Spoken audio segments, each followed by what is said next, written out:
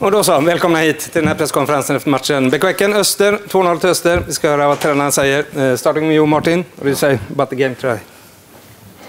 I'd be lying if I said that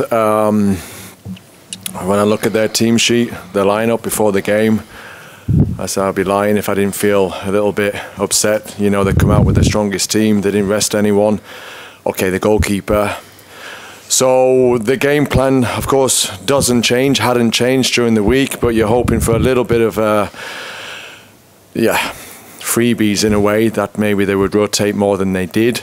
Having said that, maybe it gave us a little bit of, what should I say, blind understanding to just follow the game plan, because against a team like Häcken, with the quality that they've got, you can't give good players time on the ball.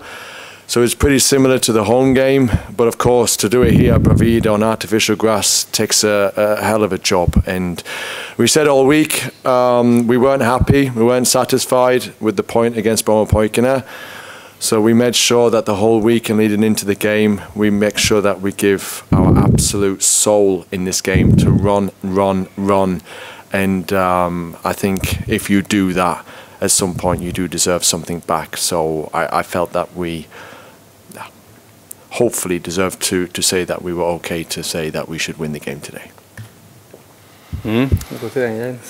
Ja, grattis Martin, grattis Öster till segern.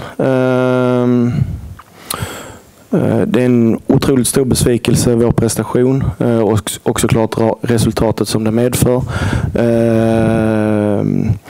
Vi hade väl utifrån vårt sätt att se det kontroll i första halvlek, och det utifrån mitt sätt att se det inte speciellt positivt. Vi spelade alldeles för mycket sakta och började om och var passiva i vårt sätt att agera och attackerade inte på sista tredjedelen som vi vill. Och sen kommer Östers psykologiska 0-1 mål i slutet, vilket gör att vi hamnar egentligen i Östers deras matchen blir mer som Öster vill än vad vi vill. De kan försvara sig, och vi skapar väl några målchanser under andra halvlek. Adrian har väl en och någon annan, Isak, men det är inte mycket som vi lyckas vaska fram i det disciplinerade försvarsspelet som Öster har i andra halvlek. Så att som helhet en otroligt stor besvikelse att vi förlorar här hemma igen. Det är väldigt dåligt. Yes. Frågor? Jens, hur mycket tror du det beror på att ni är mitt uppe i Europakvalet, den här prestationen? Ja, alltså jag har ju roterat ganska mycket i startelvan tidigare veckor. Jag gjorde inte det idag, för jag upplever att vi har skaffat oss en robusthet i att spelarna klarar av det.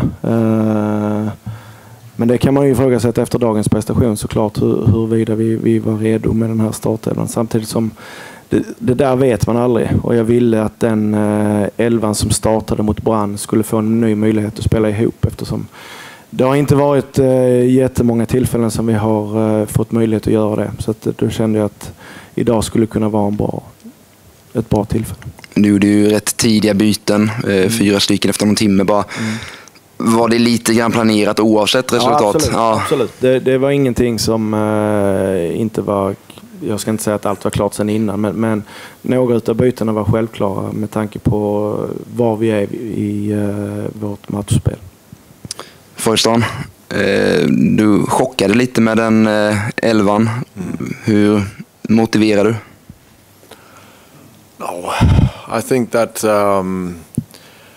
every match that we've played this year has had a plan of action prior to the game, and the questions are always coming positive or negatively based on the result. So today it worked in our favour, and we can be grateful for that.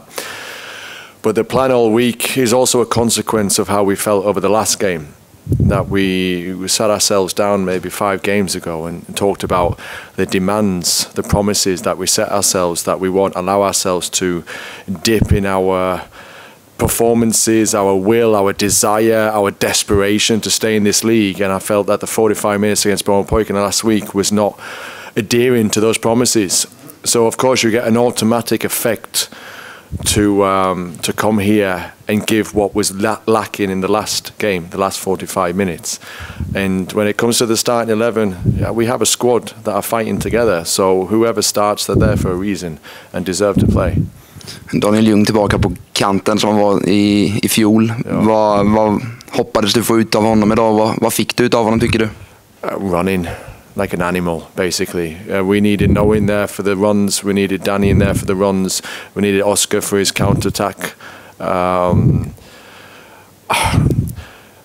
It's hard to say that the European games don't affect. Of course they affect, but they have such a strong squad. They're fantastic players, so you never know if you feel like maybe the game will be completely different when you play. Of course, it's a different Häcken than the one we met in the Swedish Cup. You know, there's been many bruises in Häcken's team since then, injuries in European games and whatnot. But I can't really focus on that. I can only focus on ourselves. And today we set a plan.